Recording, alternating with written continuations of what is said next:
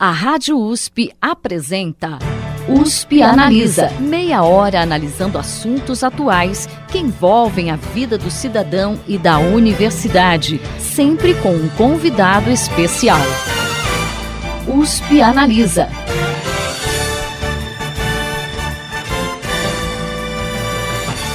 Criado há mais de 30 anos, o Laboratório Nacional de Luz Síncrotron em Campinas detém o único acelerador de partículas da América Latina. Mas qual a importância de uma instituição como essa para a ciência brasileira e qual o seu impacto na vida do cidadão? Para responder essas e outras questões, o USP Analisa desta semana recebe o físico Antônio José Roque da Silva, que é diretor do Centro Nacional de Pesquisa em Energia e Materiais, órgão ao qual o Laboratório Nacional de Luz Síncrotron está ligado. Professor, seja bem-vindo ao USP Analisa. Obrigado pelo convite. Olá, ouvintes. É um prazer estar aqui. Professor, para o pessoal de casa entender, o que é a luz síncrotron? Bom, perfeito. Tem alguns conceitos que eu vou ter que falar. Número 1, cargas aceleradas emitem radiação. Isso acontece em qualquer antena. Qualquer antena, você tem as cargas aceleradas, elas emitem radiação. Você usa esse conceito quando você está utilizando seu celular, quando você está escutando rádio, como as pessoas vão estar escutando agora. Então, esse é um primeiro conceito. Só que essa radiação que é emitida nas antenas, ela tem que se espalhar pelo espaço de uma maneira bastante uniforme, certo? E ela está na frequência apropriada do rádio. Muito bem, se eu quero investigar a matéria na escala dos átomos, e aí o segundo conceito importante é que toda matéria é composta de átomos e, portanto, para entender a propriedade dessa matéria, seja biológica ou não biológica, eu preciso de alguma ferramenta que enxergue nessa escala. O terceiro conceito é que raio-x é bastante apropriado para investigar a matéria nessa escala de átomos, tá? Então, o raio-x tem a propriedade de penetrar os materiais, então eu posso enxergar dentro, e ele tem características que permitem me dizer que tipos de átomos compõem o material e qual a organização deles no espaço, então é uma ferramenta importante. Então, aí, juntando todas essas questões, eu consigo perceber que se eu agora construir um acelerador de elétrons, certo? E manter a órbita desses elétrons controlada e desviar, como se fosse, imagine uma pista de autorama, tá? Imagina que os elétrons seriam os carrinhos de autorama. Então, o acelerador está mantendo esses carrinhos andando na pista. E aí, o fato deles serem acelerados, quando eles fazem uma curva, tá? Eles vão emitir radiação. Tá? Porque na curva eles são acelerados e vão emitir radiação. Só que se essas cargas estão andando próximo à velocidade da luz, praticamente à velocidade da luz, essa radiação, ao invés da antena, certo? Ela não vai ser mais espalhada pelo espaço inteiro, ela vai ser altamente colimada, certo? E, portanto, ela vai parecer muito mais como uma ponteira laser do que, vamos dizer assim, como uma lanterna. Tá? Essa radiação emitida pelas cargas que vão fazer essas curvas, tá? E que é altamente colimada, é que a gente chama de luz síncrotron. E uma característica importante é que ela emite raio-x. Tá? E ela emite raio-x, então, com o que a gente chama de altíssimo brilho, é esse feixe altamente colimado. E, portanto, ele é muito útil para investigar qualquer tipo de material. Então, a luz síncrotron é a radiação emitida por cargas aceleradas, a velocidade, que estão viajando a velocidade próxima da luz e que tem esse amplo espectro e principalmente raio-x. E, portanto, elas são muito úteis para a investigação de qualquer tipo de material. O Laboratório Nacional de Luz Síncrotron completou no ano passado 30 anos. Qual foi o contexto em que ele surgiu e que avaliação você faz da evolução dele? Tá, o contexto foi no início da década de 80, final da década de 70, início da década de 80, vários físicos perceberam a importância do Brasil ter um projeto, vamos dizer assim, estruturante e que tivesse um desafio tecnológico significativo de instrumentação científica e que, ao mesmo tempo, fosse também um laboratório que, pudesse ser utilizado por toda a comunidade científica, um conceito que a gente chama de laboratório nacional. Então, é uma instalação, vamos dizer assim, grande, que você não consegue replicar em todas as universidades, então ela é, em geral, única no país. Tá? E aí é que eles decidiram que o projeto de um síncrotron, por isso que eu expliquei anteriormente, seria uma ótima, vamos dizer assim, um ótimo desenvolvimento para o Brasil, certo? E aí, o Brasil não tinha tecnologia e conhecimento pessoal para poder fazer essa construção. Então, eu acho que teve um primeiro grande aspecto do projeto, que foi treinar toda vamos dizer assim, um conjunto de pessoas que se especializaram tanto na engenharia quanto na física de aceleradores e no uso dessa luz síncrotron. Tá? O segundo aspecto foi gerar toda uma comunidade que não existia de usuários disso. Então, quando o projeto começou, o Brasil tinha em torno de 5 a 10 pessoas que já haviam utilizado um síncrotron em outro lugar do mundo. Tá? E o laboratório fez programas sistemáticos, que continuam até hoje, de treinamento, e hoje a gente tem no Brasil uma comunidade de mais de 6 mil pessoas nas mais variadas áreas do conhecimento que utilizam luz síncrotron. Então ele teve um aspecto já nesse momento com a tecnologia da época, certo? Quando o Brasil construiu, foi entre 1987 e 1997, o atual acelerador, que a gente chama de UVX, tá? E ele é um acelerador que a gente chama de segunda geração. E o mundo, rapidamente, na década de 90, já estava com aceleradores de terceira geração. Então ele foi muito importante para o Brasil, mas ao longo do tempo, principalmente, a gente foi perdendo competitividade em relação ao que tinha lá fora. Mas, devido a você ter formado essa base, certo? Principalmente técnica, certo? O Brasil, nos últimos anos, certo? O Brasil conseguiu desenvolver um projeto, que é o atual projeto Sirius, tá? E é um síncrotron que será de quarta geração. E ele está sendo projetado para ser o melhor equipamento desse tipo do mundo. Então veja, o investimento contínuo e consistente nesses 30 anos permitiu o Brasil sair numa ferramenta importante para várias áreas do conhecimento.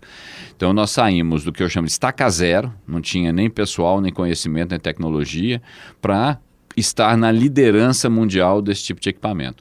Então, eu diria que é um dos projetos mais bem-sucedidos do país, né? Muita gente chega a compará-lo com os avanços que o Brasil teve em petróleo, na exploração de águas profundas, na Embraer, no sentido que você dominou uma tecnologia e conseguiu hoje construir algo que vai estar na fronteira do conhecimento. Então, eu acho que é um projeto bastante importante para o país, certo?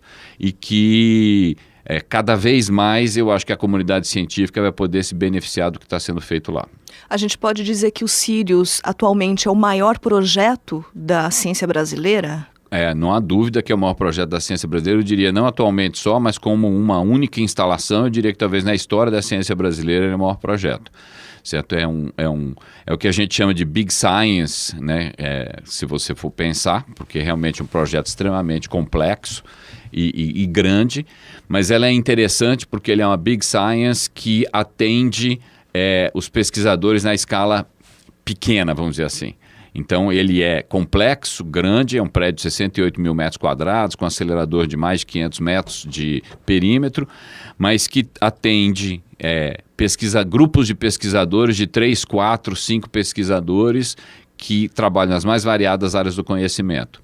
E simultaneamente, o Sirius poderá vir a ter, quando tiver sua capacidade máxima, até 40 grupos de pesquisa trabalhando simultaneamente nas mais variadas áreas. Tá? Então, ele terá um potencial para mudar, vamos dizer assim, qualitativamente o tipo de ciência que o Brasil pode fazer e, portanto, pode vir a ter um impacto enorme para o país. Você disse que a luz síncrotron, não só o Sirius, como até o próprio VX que vocês têm atualmente, ela pode ser utilizada em pesquisa de várias áreas. Que exemplos de pesquisas que usam luz síncrotron, a gente pensa mais em física, mas na verdade ele pode ser usado para outras áreas também que o senhor mencionou.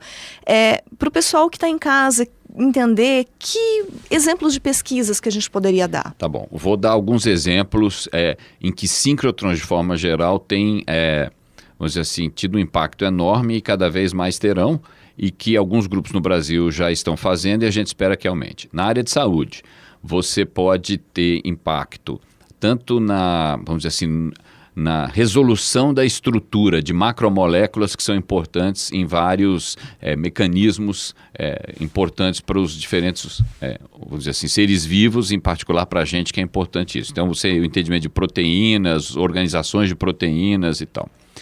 Isso pode ter impacto em farmacologia e remédios, tá? Então, essa é uma área que você já tem alguns grupos consolidados no Brasil, e os Sirius, hoje eles têm uma limitação pela capacidade do UVX, e a gente vai poder permitir que esses grupos possam fazer experimentos de fronteira. Ainda na área de saúde, os síncrotrons têm avançado ao longo dos anos, e o Sirius vai realmente ter isso como seu carro-chefe, é a questão de tomografia, certo? Então você poder fazer imagens tridimensionais, e no caso do Sirius, com algumas componentes que vão ser importantes. A resolução espacial dele, que vai poder chegar a alguns nanômetros de resolução espacial, e acoplado a essa, vamos dizer assim, organização espacial de alta resolução, você vai poder fazer experimentos dinâmicos, ou seja, acompanhar a evolução dos processos ao longo do tempo, e com resolução química, ou seja, entender a distribuição dos elementos químicos também no espaço, e superpor isso com a informação organizacional que você vai obter. Então, na área de saúde, hoje já tem alguns grupos utilizando uma linha do UVX, por exemplo, tentando entender a influência que Zika causa em embriões de ratos, comparando os que não têm com os que têm e fazendo a análise de como isso pode alterar. Nós começamos alguns trabalhos, por exemplo, para ver a estrutura de neurônios, e que eventualmente vão levar vamos dizer assim, a entendimento do que a gente chama da conectividade desses neurônios no cérebro, e também poder comparar isso em indivíduos normais e com determinadas doenças. Então, esses são alguns exemplos na área de saúde. Na área de agricultura, você pode ter trabalhos em que você estuda o solo. O solo é um material poroso, em que você, por exemplo, vai ter dentro do solo a migração de uma série de íons que eventualmente vão entrar nas raízes, e depois eles se locomovem, e você tem interação com água, problemas de poluição também de solo. Então você pode utilizar o SYNCRO para fazer imagens tridimensionais e correlacionar todos esses efeitos. Então ele pode ter um impacto grande em agricultura. Em fisiologia vegetal, ele pode também fazer estudos tridimensionais de plantas e movimentação desses íons nas plantas e de água nas plantas. Na área de materiais em geral, obviamente, você pode estudar metais, você pode estudar cimento, você pode estudar semicondutores, materiais magnéticos. Então isso já tem vários grupos, e ele vai dar um salto no que é possível de fazer nisso daí. Na área, por exemplo, de óleo e gás, certo? O Brasil hoje tem as questões ligadas ao pré-sal. Há um interesse enorme da indústria de óleo e gás de entender o que a gente chama de recuperação secundária. Então, quando você fura um poço, você extrai o óleo e sai, em geral, 30% a 40% nessa primeira retirada. Depois você precisa fazer um trabalho em que você injeta algum tipo de material para poder extrair aquele óleo que não saiu. E o entendimento de por que ele não saiu, ou como tirar essa recuperação mais fácil, depende de entender a interação das moléculas que compõem o petróleo com a superfície dos poros. A rocha lá é um material poroso. E eu posso fazer tomografias nas condições, no síncrotron, nas condições de temperatura e pressão que você tem lá no pré-sal, e acompanhar exatamente esse processo de remoção do óleo e ver como que ele está interagindo com os poros, certo? Então, um impacto grande na área de óleo e gás. Na área de energia, o pessoal tem feito muitos estudos, por exemplo, em baterias. Hoje, cada vez mais a gente vê falar em carro elétrico, ou tem os problemas de aumentar a vida das baterias do seu celular, do seu computador. Em última instância, as baterias funcionam com migração de íons. Em geral, a gente tem utilizado baterias de lítio, então você vai querer acompanhar como que esse lítio ele atravessa diferentes regiões da bateria, que é um material complexo, é um compósito, que você tem nanoestruturas com interfaces, etc. E eu consigo fazer hoje também tomografias em que eu acompanho essa migração e consigo ver isso em função do tempo e como eu falei, com a resolução química para poder dizer o que está acontecendo no material e entender que defeitos eventualmente são causados ao longo do processo de carga e descarga das baterias. Eu posso continuar aqui, quer dizer, praticamente qualquer problema que você imaginar, certo? De qualquer área, você consegue mapear, em última instância, esse problema para questões ligadas à sua estrutura atômica, à sua organização na nanoescala e como que o determinado problema que você está entendendo, ele envolve alguma dinâmica também. Então, o Sirius será um equipamento que permitirá que qualquer um desses problemas possa ser estudado com o que há de mais moderno, o que haverá de mais moderno como ferramenta de investigação no mundo. Então, é o que eu falei, qualquer área do conhecimento vai se beneficiar. Ou seja, além de trazer um impacto extremamente positivo para a ciência brasileira, a gente pode dizer também que ele vai trazer um impacto econômico para o país. Veja, essa é uma questão interessante. Não há dúvida de que você tem correlação entre descobrimento científico e, vamos dizer assim, avanço econômico. Tá? Ela não é uma relação simples, linear, tá? Mas você tem que ter esse tipo de, vamos dizer assim, de investimento. O que quem está nos ouvindo tem que entender é que muitas vezes a escala temporal agora, vamos dizer assim, do resultado que você obtém na ciência básica, vamos dizer assim, ou até uma ciência, mesmo que ela tenha como objetivo resolver um problema, é uma escala longa. Então não é que a pessoa vai fazer o experimento nos Sirius e no mês seguinte vai ter algo na prateleira. Mas você terá os experimentos se você principalmente acoplar isso com programas estratégicos que são importantes para o país, você com certeza pode utilizar esse equipamento para trazer avanços e andar mais rápido na maneira de tentar transformar esses resultados mais básicos em aplicação. Então, ele não há dúvida que ele poderá fazer isso. Agora, existem algumas situações em que você pode ter uma aplicação direta, certo? Então, existem exemplos, por exemplo, de trabalhos que já foram inclusive feitos no RNLS, no desenvolvimento com empresas brasileiras de polímeros especiais que tinham interesse em fazer cabos, no caso em particular, para talvez ancorar plataformas de petróleo em águas profundas. E eles tinham uma questão que era interessante, porque eles precisavam entender como que o processamento do polímero que vai formar essas fibras que vão formar os cabos, como é que mudava a organização desse polímero e, portanto, as propriedades mecânicas em função da maneira da velocidade de estiramento, da temperatura e etc.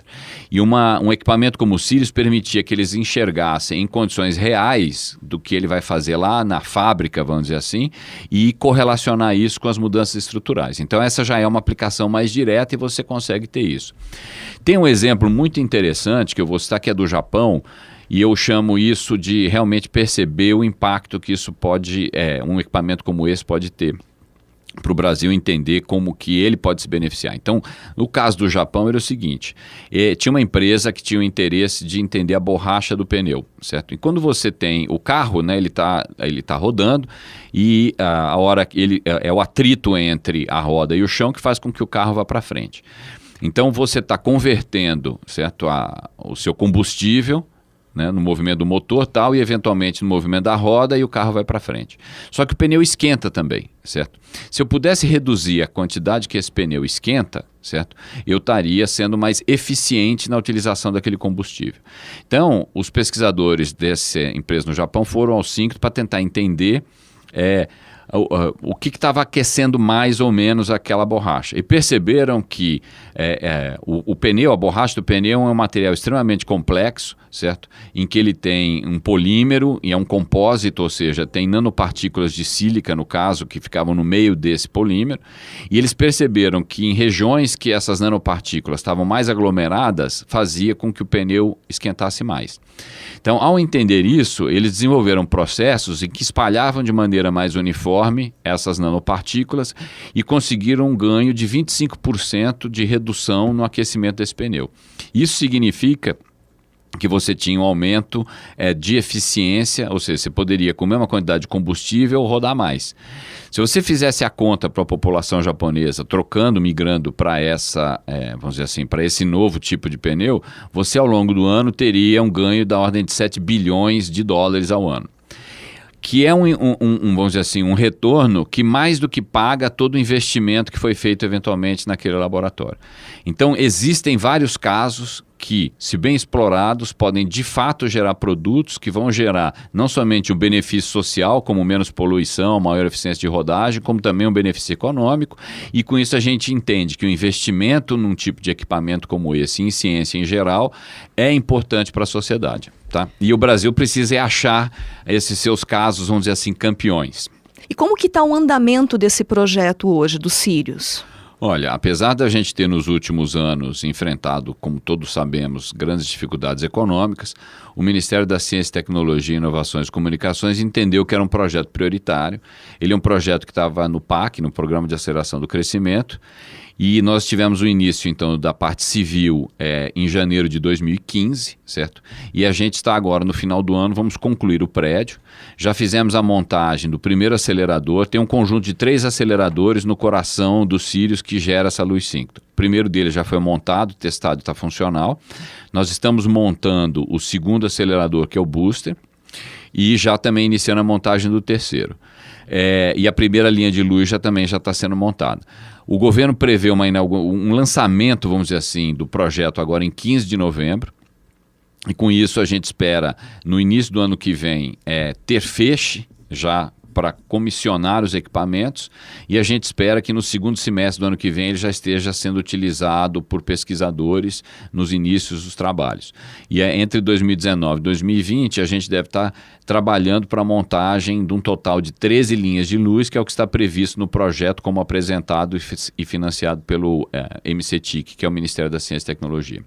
E os cortes que a ciência brasileira sofreu ultimamente, que há previsão de sofrer também para o próximo ano, não vão impactar, então, nesse projeto? Ou não vão impactar tanto? Então, veja, eles, obviamente, eles tiveram já um impacto ao longo desse período no que seria o nosso cronograma inicialmente planejado. Nós tivemos que fazer um grande esforço de reorganização e de gestão interna para conseguir manter o mais próximo possível do cronograma. A gente já gostaria de estar mais cedo, vamos dizer assim, entregando o feixe, mas o Ministério fez um esforço enorme e a gente vai estar conseguindo, vamos dizer assim, caminhar bem, muito próximo do que a gente já havia planejado. O que nos preocupa, eu diria que são 2 coisas. Não somente terminar um equipamento de fronteira como esse, mas conseguir garantir a sua operação ao longo do tempo em alto padrão. Então, obviamente que isso depende de, no futuro, uma alocação de recursos que seja compatível com, vamos dizer assim, a necessidade para operar esse equipamento. Não adianta você fazer uma Ferrari e depois não dizer que não tem dinheiro para pôr a gasolina porque acabou aí essa parte. Então, nós temos que conseguir isso. Então, há uma preocupação de que isso continue sendo, vamos dizer assim, que a gente consiga os aportes necessários para isso. E a segunda questão, que eu diria que é mais estrutural do país, é que se você afeta de forma ampla o país na ciência e tecnologia, você diminui a capacidade dos grupos de pesquisa de fazerem ou de se prepararem nos seus laboratórios para a utilização em alto padrão do equipamento. Tá? Então você tem que vou dizer assim, a redução de financiamento global, ela pode causar uma desorganização e desestruturação da comunidade científica. Em última instância, essas são as pessoas que vão utilizar o equipamento. Então é importante que a gente consiga ter ou manter um nível, né, de investimento que permita que esses grupos possam preparar pelo menos os seus experimentos para irem ao laboratório. A gente, prevendo dificuldades nesse sentido ao longo do tempo, a gente está preparando o Sirius para ter um escopo amplo de suporte. Ele não é um equipamento onde você só vai ter o uso do síncrono. A gente vai ter alguns laboratórios para preparação de amostras, a gente pretende ter laboratórios para fazer análise dos resultados, principalmente desses análises de imagens tridimensionais que não são simples, são sofisticadas. Então a gente vai tentar ampliar o escopo de apoio que a gente dá para os pesquisadores, entendendo justamente que muitos podem não ter as condições de preparar adequadamente as suas amostras e fazer análise dos seus dados. Mas de qualquer maneira, você precisa, no mínimo, ter os jovens, certo? Que a gente espera que cada vez tenham perguntas mais sofisticadas e a gente precisa manter essas pessoas, certo? E atrair cada vez mais esses jovens para fazer ciência no país, certo? Então, a nossa preocupação com relação a essa questão financeira ao longo do prazo são essas 2, tanto garantir o financiamento como a gente conseguir garantir que não tenha uma total desarticulação do sistema de ciência e tecnologia brasileiro. E como que a gente pode dizer que o país está atualmente, em comparação a outros países, em relação à pesquisa com luz síncrotron?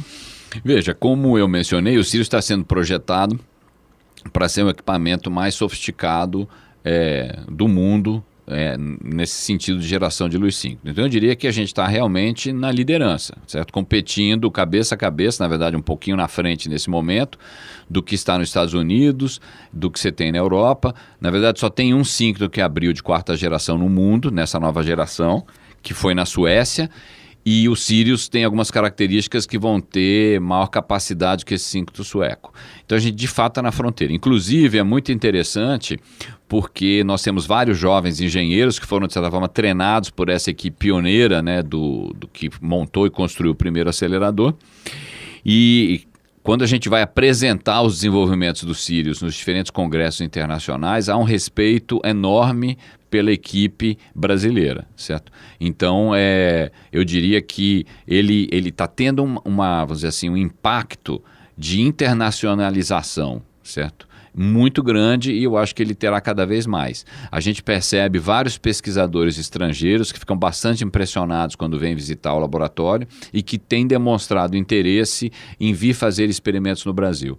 Então eu acho que há uma enorme oportunidade que o Brasil pode aproveitar de desenhar programas onde esses pesquisadores de ponta aí pelo mundo possam vir visitar os grupos brasileiros nas diferentes universidades através de programas que utilizem de alguma forma o Sirius. Certo? Então, há um potencial de atratividade muito grande. Bacana, professor. Bom, infelizmente o nosso tempo chegou ao final. Nós recebemos hoje no USP Analisa o físico Antônio José Roque da Silva, que é diretor do Centro Nacional de Pesquisa em Energia e Materiais, que é um órgão ao qual o Laboratório Nacional de Luz Síncrotron está ligado. Professor, muito obrigada pela presença do senhor aqui hoje. Eu que agradeço e convido todos a visitarem a página do Sirius e conhecerem mais sobre o projeto. Obrigado. O programa de hoje fica por aqui. Até a próxima semana. Você ouviu USP Analisa, um programa da Rádio USP Ribeirão em parceria com o IEA, Instituto de Estudos Avançados, Polo Ribeirão Preto. Produção do Serviço de Comunicação Social da USP e do IEA. Coordenação, Rosimeire Talamone. Apresentação, Thaís Cardoso.